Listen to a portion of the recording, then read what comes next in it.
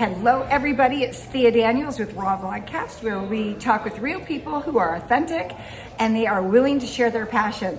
So tonight, here's the camera over here. Tonight, we're with David Landon at the Washoe House. He just got done tearing up the floor. We had a great time out there. It was a beautiful night. So, David. Yes. Tell us a little something about when you started playing music. What was it that inspired you? The guitar, oh my God, shreds the guitar. What inspired me was that I went to a boarding school in Greenwich, Connecticut. And when I was about 7th or 8th grade, I used to have a friend who played the guitar, and I would sit in his room and listen to him playing like Led Zeppelin and Aerosmith tunes and Lynyrd Skynyrd and stuff like that.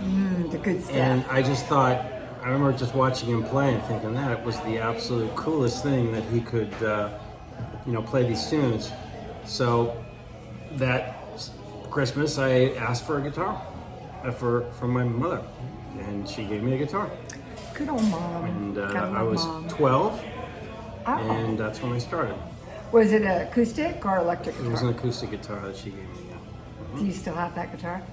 No, that guitar got destroyed, unfortunately. Not that it was any great guitar, but I remember one weekend I was home and some other kid at the boarding school took my guitar without my knowledge to use in some show or something.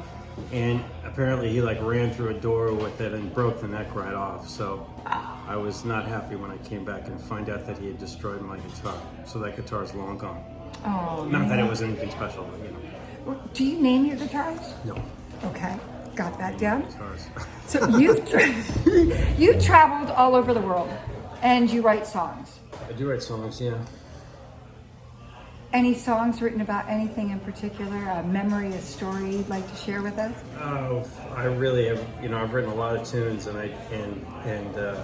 they're all over the place. And I do not restrict myself to my personal experience, because I say if my songwriting was only about personal experience, they'd all be about doing the dishes and taking out the trash and going shopping.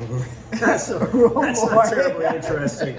So I don't restrict myself at all. It's all, there might be feelings or things that inspire me, but my songs are not at all autobiographical. There might be a couple here and there that have some elements, but I wrote this one song once about how I came from this broken home, and where the song tells a story of just this guy's so messed up and he can't have a real relationship, and the reason is because his parents were terrible and blah blah blah. And I performed it once at this open mic, and somebody came up to me and they're like, "Is that true?" And I'm like, "No, absolutely not. No.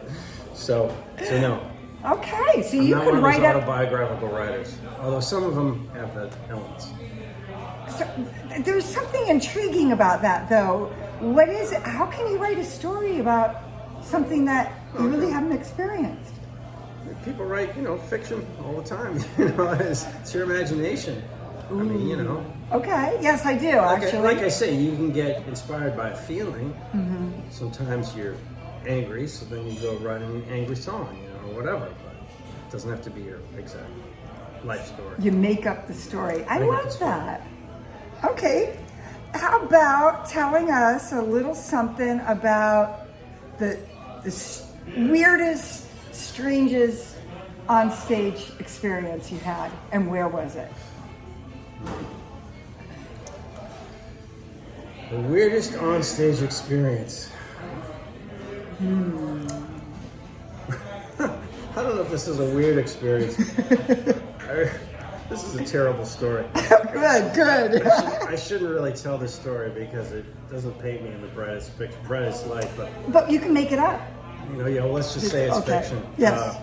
So I was living in Paris when I was in my 20s, and I was playing in a bar there, and I had my guitar, and there were we played for a bunch of drunks basically, and there's this woman who was dancing around in front of me, and she's totally drunk, and we're playing, and she's dancing around completely hammered, and at one point I see her start to sort of wobble like she's going to fall, and she starts falling towards me.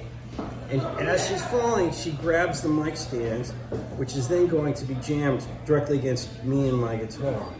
And I instinctively pull back because I don't want to jam the mic stand in my guitar. And she went straight down, flat on the floor, on my guitar pedals and everything. And the music stopped, and everybody, helped pick her up. And the guitar did not gently weep, and neither did you. No, the guitar did not get destroyed. Yay! I saved the guitar, and I still have that guitar. That's my. Now that's a good story. Precious instrument. That was a perfect story. I like that story.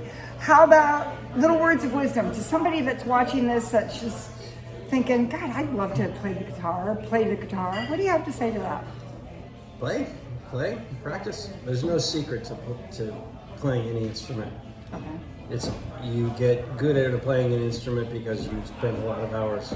It's a little bit of passion. Well, you have to have some passion, but it really, it's 98% time spent. Hendrix played the way he did because he slept with his guitar. He played it all the time. So the more you play, the better you'll get. Doesn't matter how old you are. Well, no. I mean, it helps, I guess, to start a little younger. It's harder to do things when you get older, but it's not impossible to do it when you get older. Okay. But it's just time spent. It's time. Hours put in will yield results. That's as simple as that. That's some good words of wisdom. Wisdom. Anything else you want to share?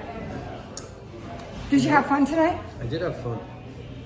Thank you so much for playing for us. All right. My pleasure. We'll have you back. Anything that we can find out about you? How can we learn Just where go you're to my playing? website is the best way. That's, I post all my public dates there. And your website is?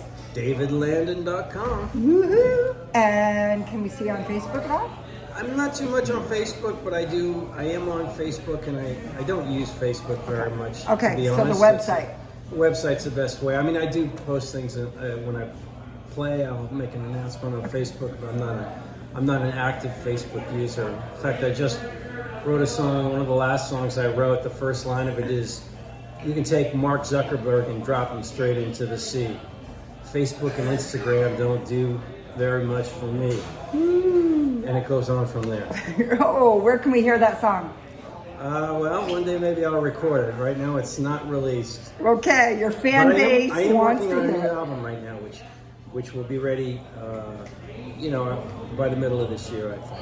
Okay, well, we'll look you up on your My website. There's 5 albums on there right now, but the new one's going to be really good, I think. Okay, well, that's a great way to wrap it up. Thank you. Thank you. Am I able to post this on Facebook, Of course. YouTube? Absolutely. Spread the word about you. Spread the word. All right, all over the place. So everybody, cheers. Bye.